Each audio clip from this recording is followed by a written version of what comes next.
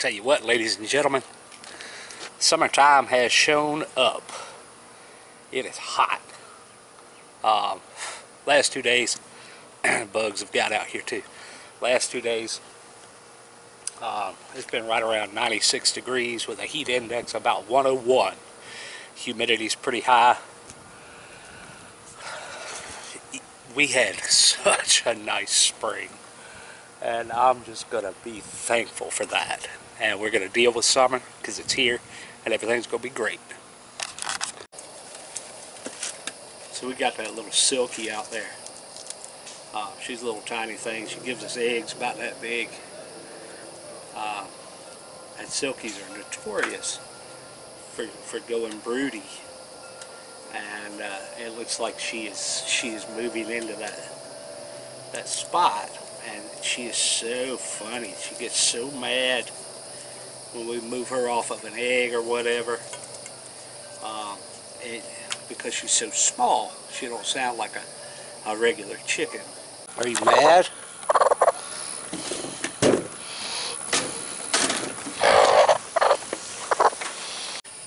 We've been shelling peas and we had to take a break. We just had to take a break. So we went and saw our dear friend, Miss Becky, over at Polk's Produce. This is it, y'all. We're taking them down. I told you the day was coming. And we're just gonna go ahead and take them all down.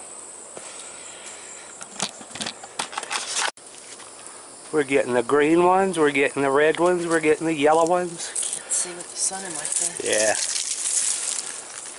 She's just taking them all. Praise the Lord.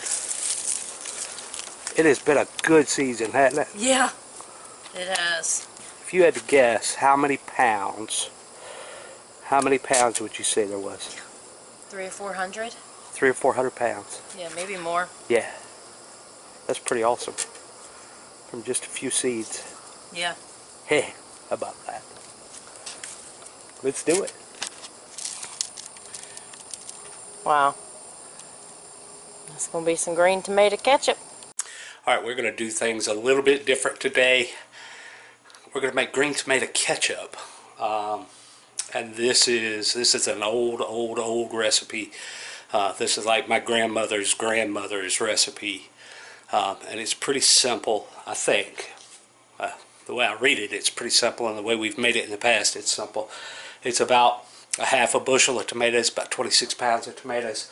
You got about 3 bell peppers, half a head of cabbage, about 3 onions, medium-sized onions. Let's see what else we got. 4 apples. You salt it, and I'll show you the rest. Okay, I'm getting started on it now. We had to pause the other night because the old food processor we had just wouldn't do the job, so we had to get another food processor. But we're on it now. Here we go. I'm just kind of getting all the vegetables ready. So what do we have here? We got green tomatoes. There are red bell peppers. We got cucumbers in here. There's apples. Vidalia onions. That's what I like to use. You use whatever onion you want. And then we got green tomatoes. Cabbage is also going to go in this. You don't have to have beautiful tomatoes. You don't have to peel them. I would wash them. Excuse me. I'd wash those tomatoes.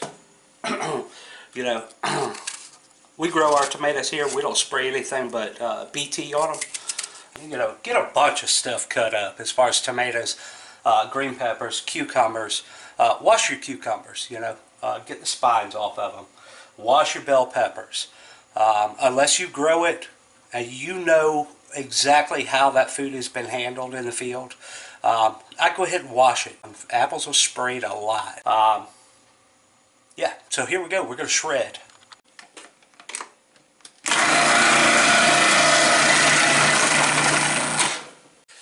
So something else you've got to do to this mixture is you have to salt it. Okay, and the recipe I have from my mother says salt to taste, because that's what my grandmother said. She said salt to taste. What does that mean? That's a tough question. And I hope that's helpful. I'm not sure that it is. I'm not going to weigh this. I'm going to put some salt in here and I'm going to taste it and I'm going to see what it tastes like. And that's going to be my salt to taste. If I feel like it needs more salt, I'll put some more salt in there. Otherwise, if I feel like we're at a good spot, then I'll stop salting it. As far as salt goes, make sure you're using pickling salt, or you can use kosher salt as long as your salt does not have iodine. So you can use kosher salt, you can use pickling salt, you can use sea salt. Sea salt's going to have some additional minerals in it. I don't know that I would use a heavy mineral sea salt or like a Himalayan salt or anything like that. I would stick with either a kosher salt or with a pickling salt for salting your mixture. As long as your salt doesn't have any iodine in it, you're going to be fine. So I like to use my hand to mix this up, to mix the salt in. And you're going to find this is a really, really, really wet mix, okay? And that's okay. Don't panic about that. I'm going to show you a step. We're going to get this water out of here.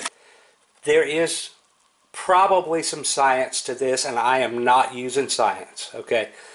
When it comes to salt, and when it comes to pounds of vegetables, I am not using science at all, okay? We've got some vegetables and we've got some salt and we put it in there and we make sure it's good and salty, and the salt is going to help preserve this, okay? You got to remember the major thing we're doing with salt here is drawing the water out of the vegetables, okay? Water is our enemy. When it comes to spoilage, water is the thing that will cause your food to spoil. Alright, I had to do some cleanup before. It's messy. I'm not going to lie to you. When you are shredding that stuff up, it will get messy on you. So I had to do some cleanup. And here's what we got. This big old pot is full of shredded vegetables and some apples. And it's got some salt in it. And, yep, I am using my hands. And I'm mixing it up. What would you describe the saltiness? Very salty. Very salty. Yeah. Like seawater salty? Similar. Okay, so now I'll get you a piece of cheesecloth that's going to be big enough to put all of that stuff in it. Undo it all the way. Remember, this whole salting process is about removing water. That's its whole purpose in life, is getting water out of it.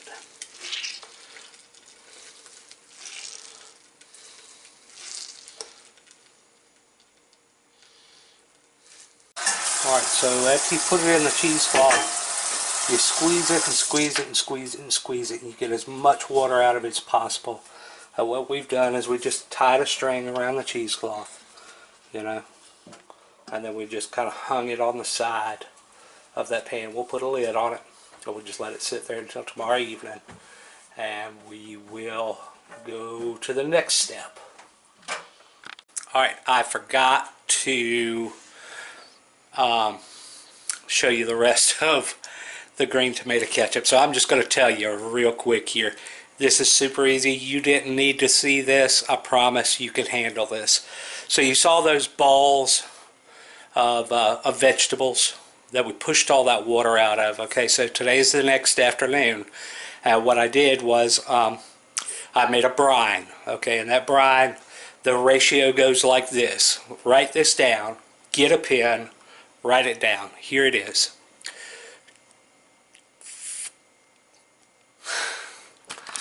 1 quart of vinegar, white vinegar, to 2 cups of white sugar and 2 cups of brown sugar and 2 tablespoons of pickling spice. Now you take your pickling spice and you put it into cheesecloth and tie that up and put that down in that brine.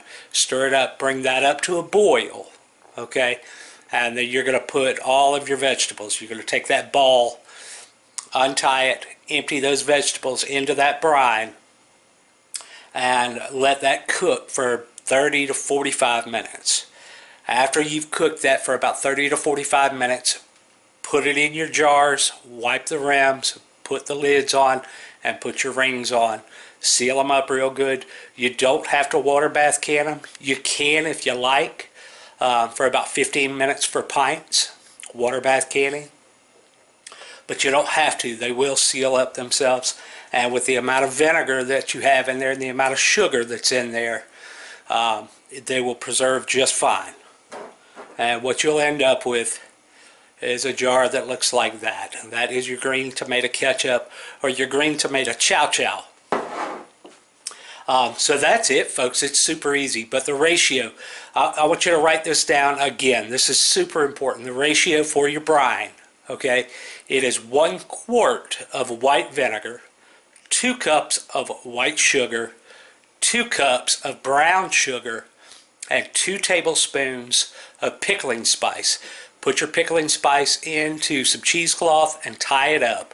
Put it in the pan, bring it up to a boil, put your vegetables in there, and cook that for about 30 to 45 minutes. And jar it up. And it's that easy, folks. It's so easy, and I know you're going to love it. Because of the amount of vegetables that I had, I used 8 cups of white vinegar, 4 cups of white sugar, 4 cups of brown sugar, and 4 tablespoons of pickling spice. That's what I used for the amount of vegetables that I had. You know, it's all going to depend on how many vegetables you have, you know, for your batch, as to how much brine you have to make. You do want that to be a wet mixture when it goes into the jars, because you want some juice in there. That helps preserve it. We just got finished breaking 1 broody hen. We got another one.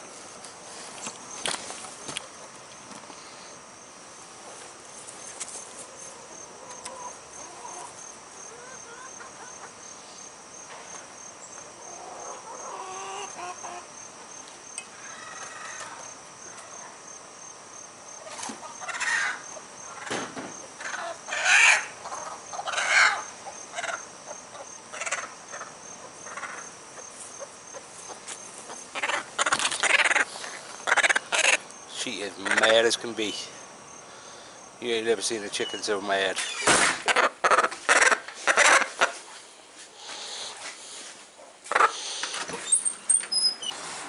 Alright, here's your new home for a few days. Enjoy. That's how we're going to do it.